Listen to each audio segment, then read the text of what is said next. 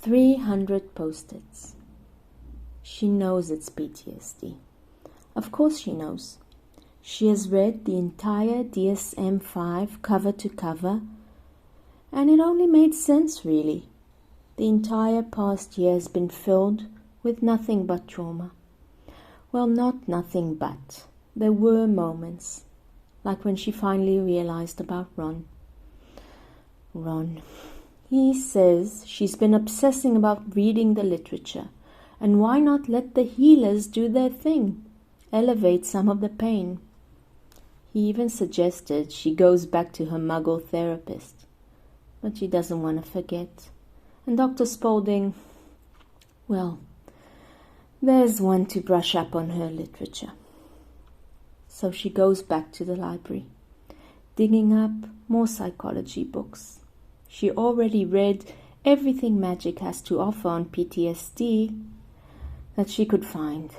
Now she tries the public library. It feels like going back to basics in a way, like maybe Muggle knowledge would bring her some solace. She places another book back on its shelf. Her mother would have filled it with post-its, marking pages of importance to go back to. She herself never thought she was one for post-its. She takes notes and she remembers. But her mother used them for everything, from reminders spread across the house to silly notes on her daughter's lunchbox, until she turned 11 and started at Hogwarts. And anyway, Ron should know her better by now, should know that the books help her feel safe, that learning as much as she possibly can help her feel in control. She's not looking for a solution. She just needs to know what is happening to her. She just needs. Harry is nowhere to be found. He showed up one day at Jeannie's with a rucksack and told her he is leaving for a while, going to travel the world. No one has heard from him in months. And Ron, he's seen a couple of healers, modified some memories, but she knows the damage is too deep. Now that they share a bed, and with her insomnia, she knows how restless his sleep is. Every now and then, she can hear him muttering in his sleep, "Stab it, stab it."